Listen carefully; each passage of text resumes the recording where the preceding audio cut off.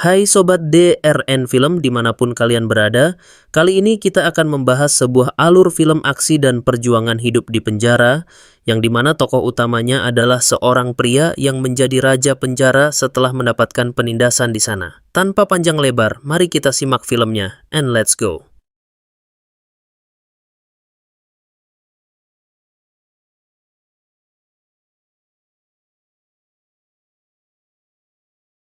Di awal film kita akan diperkenalkan dengan seorang pria bernama Puek yang kala itu baru keluar dari rumahnya. Tujuan Puek sekarang yaitu untuk bertemu dengan pacarnya yang tinggal di kompleks sebelah.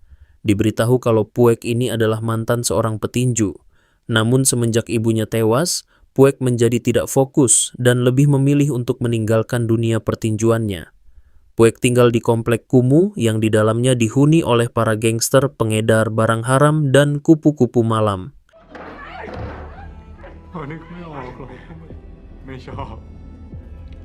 Tak berselang lama, Puek berhenti di sebuah warung untuk membeli soda susu. Akan tetapi, bersamaan dengan itu, tiba-tiba ada seorang pria yang menghina Puek. Awalnya Puek masih bisa sabar menahan semua hinaan tersebut. Namun ketika orang itu menghina almarhum ibu Puek, ia pun langsung mencekiknya. Di waktu yang sama, datanglah pacar Puek yang segera memisahkan lalu berusaha membawa Puek dari sana. Sialnya, saat Puek hendak pergi, orang tadi malah mengatakan kalau saat ibunya masih hidup, si ibu goyangannya seru. Sontak hal tersebut membuat Puek semakin murka, lalu inilah yang terjadi.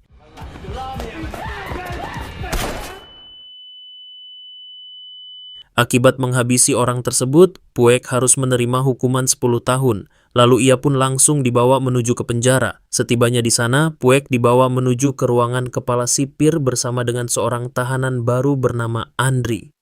Diketahui kalau Andri ini merupakan seorang waria di kota Bangkok. Kemudian Puek dan Andri diinterogasi oleh kepala sipir yang menanyakan kenapa mereka bisa sampai masuk penjara. Puek mengatakan kalau dirinya telah menghabisi seseorang karena orang tersebut telah menghina almarhum ibu. Sedangkan untuk Andri, ia ternyata dituduh menjadi pengedar padahal dirinya sama sekali tidak pernah mengedarkan apapun. Mendengar itu semua, si kepala sipir hanya menyarankan agar mereka berdua berkelakuan baik di penjara ini dan ia akan menempatkan Puek dan Andri di sebuah sel bernama Blok A. งั้นมึงก็อยู่คลองเตยแล้วกันในนี้สงสัยมากสัตว์ยังมองหน้ากูอีกอย่าสร้างปัญหาเดี๋ยวจะต่อต้านกู Sebelum dimasukkan ke sel Blok A terlebih dulu, Puek dan Andre dipotong rambut hingga membuat kepala mereka masing-masing menjadi botak. Malam harinya terlihat Puek dan Andri yang sudah di dalam penjara tersebut diberitahu kalau sel Blok A dipimpin oleh seorang pria bernama Bear. Bear adalah sosok pria kejam dan ia tidak akan segan menghabisi siapapun jika tidak menuruti perintahnya. Di sini Bear meminta tangan kanannya untuk membawa Puek dan Andri ke hadapannya karena mereka belum berkenalan.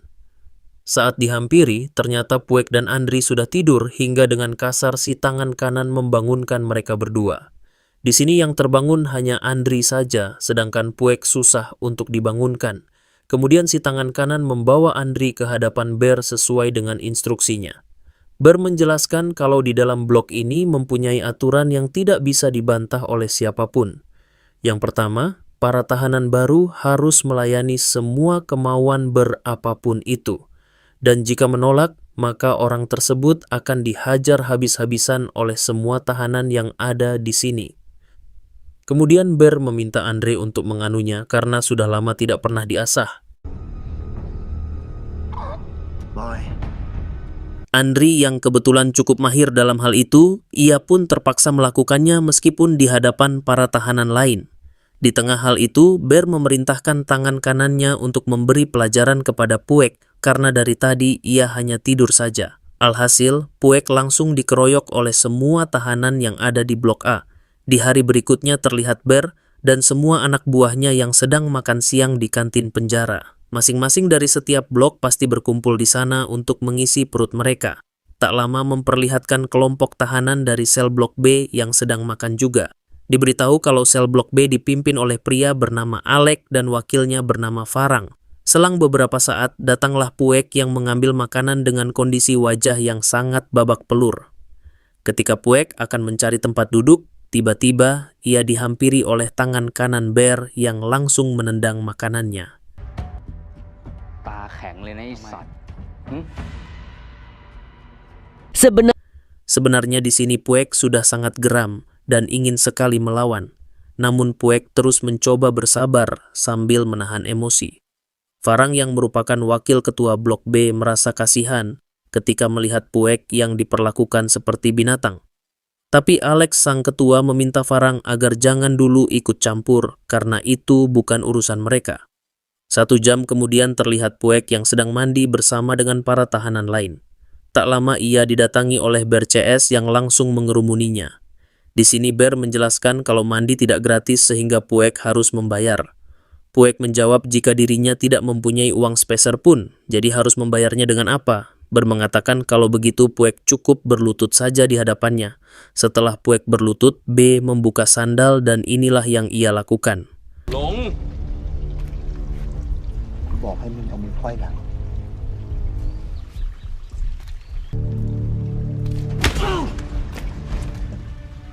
มองเหี้ยอะไร Kemudian Bear memerintahkan Andri si tahanan baru untuk melakukan tendangan kedua terhadap Pack. Namun Andre menolak karena ia tidak tega jika harus melakukan hal tersebut. Alhasil Bear pun balik menyerang Andri. Daripada terus disiksa, akhirnya Andri mau menuruti perintah Bear yaitu dengan menendang dadanya Puek. Kemudian Bear memerintahkan tangan kanannya untuk giliran menendang Puek. Dengan songong, si tangan kanan langsung pemanasan sambil berkata kalau Puek pasti akan langsung memanggil ibunya. Mendengar kata ibu, seketika membuat Puek emosi, lalu dapat menahan tendangan si tangan kanan.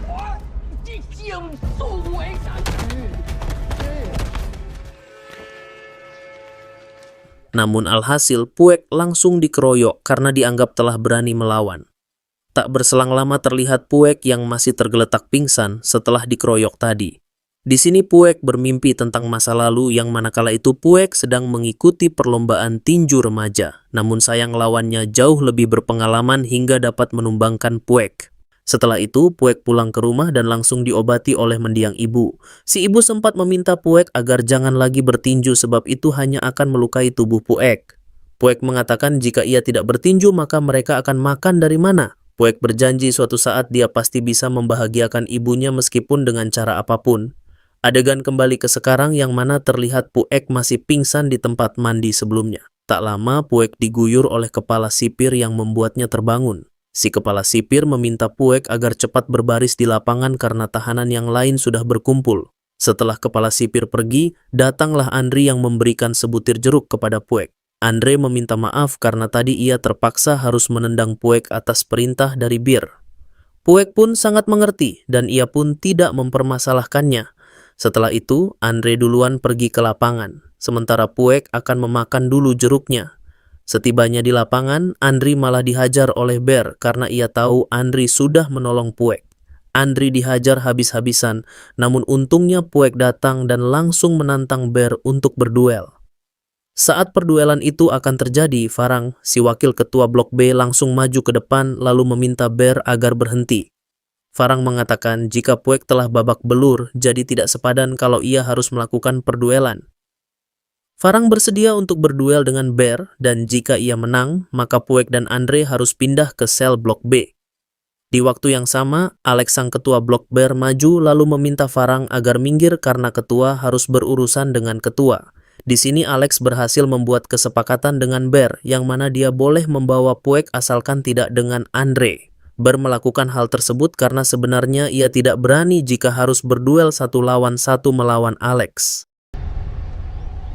ไปแยกย้ายกลับบ้านดีกว่า ว่างมองเหี้ยอะไรลัก Malam harinya terlihat Puek sekarang sudah tinggal di Blok B. Tak lama ia didatangi oleh Alex dan Farang yang bertanya kenapa Puek belum tidur. Puek malah balik bertanya kenapa mereka mau menolongnya. Alex mengatakan kalau ia tidak suka melihat orang disiksa terus-menerus seperti Puek. Berbeda dengan Andre yang mana ia akan aman selagi Andre masih mau melayani Bear. Pada akhirnya Puek berterima kasih dan mulai sekarang ia berjanji akan mengabdi kepada Alex dan juga Farang. Kemudian Alex meminta Puek agar beristirahat dan besok ia akan mengobati wajah Puek. My name is Scott.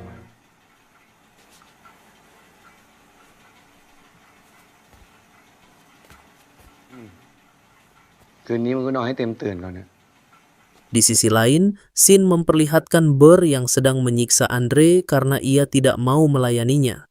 Lalu Ber meminta Andre agar tidur tanpa alas, supaya Andre hidup seperti binatang.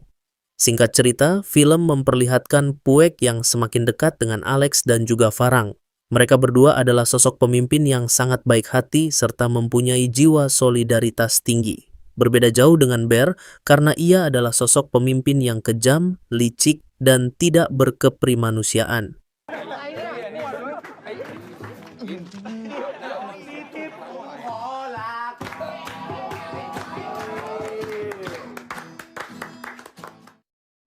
Beberapa hari kemudian, Puek dibesuk oleh pacarnya. Terlihat Puek yang sangat bahagia karena ia begitu merindukan pacarnya itu. Namun sayang, kedatangan si pacar ke sini bukan untuk sekedar menengok, melainkan memberi kabar kalau dirinya sudah dijodohkan dengan laki-laki lain. Si pacar meminta maaf karena ini semua adalah kemauan orang tuanya. Sedangkan si pacar tidak bisa menunggu Puek yang entah kapan bisa bebas dari penjara. Mendengar hal tersebut, Puek hanya bisa menangis sambil memohon agar si pacar membatalkan perjodohannya itu. Tapi si pacar menolak lalu bergegas pergi meninggalkan Puek. ในเขาจะย้ายบ้านออกมาจากอยู่กับพ่อ Saat keluar dari ruang besuk, Puek melihat Parang yang sedang berkelahi dengan Ber dan dua anak buahnya. Sontak Puek langsung menolong Farang, hingga inilah aksinya.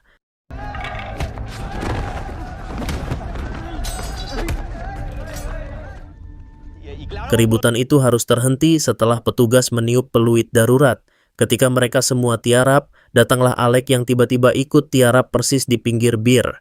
Alex bertanya apa sebenarnya yang beringinkan dan kenapa ia selalu membuat keributan dengan kelompok Alex. Beratakan kalau ia ingin berperang dengan kelompok Alex untuk bisa saling menghabisi. Pada akhirnya Alex menyetujui tantangan dari bir. Lalu mereka sepakat akan berperang di hari Sabtu mendatang. Malam harinya terlihat Andri yang sedang tidur lalu dibangunkan oleh tangan kanan Ber. Andri dipaksa untuk melayani si tangan kanan sambil ditonton oleh para tahanan lainnya. Andre yang menganggap dirinya bukan waria murahan tentu menolak perintah dari si tangan kanan. Akan tetapi si tangan kanan memaksa sampai ia nekat melakukan macam-macam. Setelah itu si tangan kanan mempersilakan tahanan lain jika ingin melakukan hal yang sama dengannya.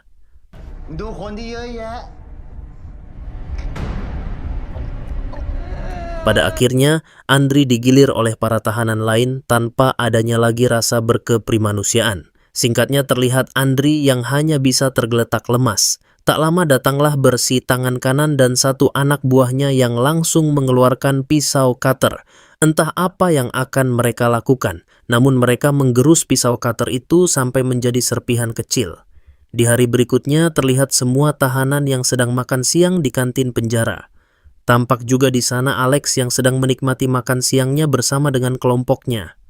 Seperti biasa, Alex dan Farang selalu ramah. Bahkan mereka tak sungkan memberikan makanannya di saat ada anggota yang merasa kurang. Tak lama, tiba-tiba Andri menghampiri Puek lalu merebut makanannya. Andri langsung memakan semua makanan Puek yang membuat Puek bertanya apa yang terjadi. Setelah itu, Andri memegang lehernya sambil muntah darah. Saat Alex melihat hal tersebut, seketika langsung menyadari kalau ini semua pasti adalah perbuatan Ber. Alex meminta Puek agar tidak usah menolong Andre karena bagaimanapun Andre sudah tidak bisa tertolong. Ternyata mulut Andre telah dimasukkan bubuk cutter oleh Ber yang membuat tenggorokan dan organ dalamnya rusak. Mengetahui itu semua, Puek langsung mendatangi kelompok Ber yang sedang asik makan. Sempat akan terjadi keributan, namun Puek berhasil ditahan oleh Farang. Kemudian Alex datang lalu mengatakan kalau Ber adalah manusia kejam yang hanya berani kepada orang lemah. Alex sudah tidak tahan ingin segera berperang melawan Ber. jadi sebaiknya mereka majukan saja peperangannya menjadi hari Jumat. Dengan senang hati Bear menyetujuinya karena ia juga sudah tidak tahan ingin membantai kelompok Alex. Keesokan harinya, tepat di hari Jumat, terlihat Alex dan kelompoknya yang sedang mandi. Alex yang melihat Puek terus cemberut. Lantas ia bertanya, apakah Puek masih tidak terima dengan kematian Andre? Puek menjawab ya, karena ia sudah menganggap Andre seperti saudaranya sendiri. Alex lanjut mengatakan kalau hari ini mereka akan berperang dengan kelompok Bear. Jadi, Puek bisa melampiaskan seluruh amarahnya nanti. Siang harinya terlihat Alex CS yang sedang menunggu kedatangan kelompok Bear untuk perang di lapangan. Mereka semua sudah tidak sabar ingin mengalahkan kelompok Bear agar tidak ada kekejaman lagi di penjara ini.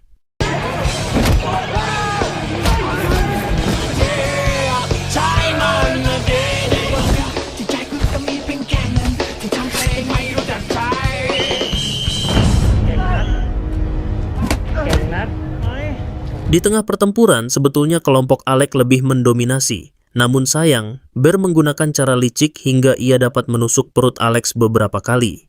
Di waktu yang sama datanglah para petugas yang membuat semua tahanan langsung tiarap. Sang kepala sipir sempat menghajar sebagian dari mereka dengan pentungan lalu mengancam akan menambah hukuman 10 tahun jika mereka berani melakukan peperangan lagi. Malam harinya ketika para tahanan Blok B tertidur, Farang sempat bertanya, kenapa Alex tidur menggunakan selimut padahal cuaca sangat panas. Puek yang kebetulan tidur di samping Alex, ia pun langsung meraba tubuh Alex dan ternyata ia sedang demam tinggi. Kemudian Puek membuka baju Alex dan ia dibuat terkejut ketika melihat luka tusuk.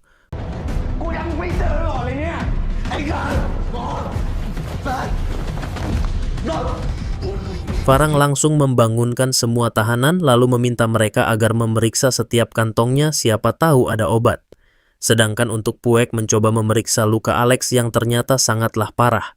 Tak ada cara lain, akhirnya Puek hanya bisa berteriak sambil memanggil petugas berharap mereka datang untuk mengobati Alex. Namun meskipun sudah dipanggil beberapa kali, tidak ada satupun petugas yang mau datang. Tak lama Alex yang sedang sekarat meminta Puek agar berhenti memanggil sebab itu percuma. Lalu Alex juga memerintahkan semua tahanan lainnya supaya tidur kembali. Kemudian Puek mendekati Alex dan memintanya agar bertahan. Alex menjawab, sepertinya malam ini akan menjadi malam terakhir dari hidupnya. Alex hanya ingin Puek dan Farang membalaskan dendamnya kepada Bear karena semua ini dilakukan oleh Bear. Setelah itu, Alex meminta Puek dan Farang agar tidur di samping menemani Alex di sisa-sisa akhir hayatnya.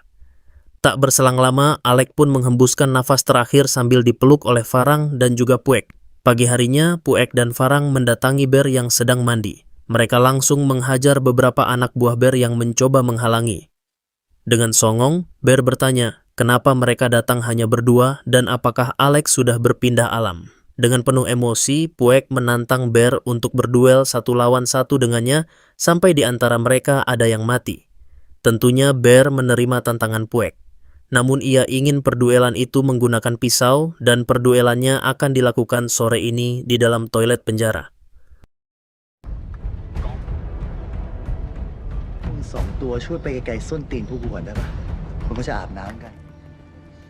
Tak berselang lama terlihat Puek yang ditemani oleh Farang sedang mengasah pisau. Farang sempat bertanya kenapa Puek ingin berduel dan tidak berperang saja. Puek mengatakan kalau berperang kemungkinan besar mereka akan dihentikan oleh petugas sebelum menghabisi Bear. Sedangkan jika melakukan duel, ia mempunyai kesempatan besar untuk menghabisinya. Singkat cerita, sore harinya Puek Parang dan para anak buahnya sudah menunggu kedatangan Bear di toilet. Tak lama datanglah Bear bersama para anak buahnya juga. Di sini Parang meminta agar tidak ada yang berkelahi selain Puek dan Bear, sedangkan mereka semua cukup menonton saja.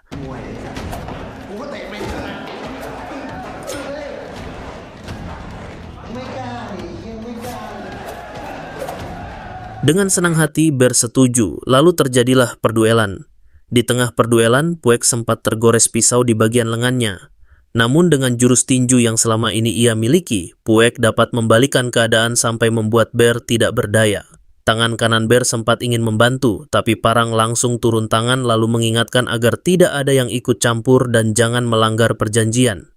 Kemudian Puek segera menghabisi Bear dengan mengunci lehernya sampai koit. Setelah berkoit, datanglah para petugas yang langsung mengamankan mereka semua. เขามาติดอยู่ในนี้แล้วยังคิดขี้เลยไม่ได้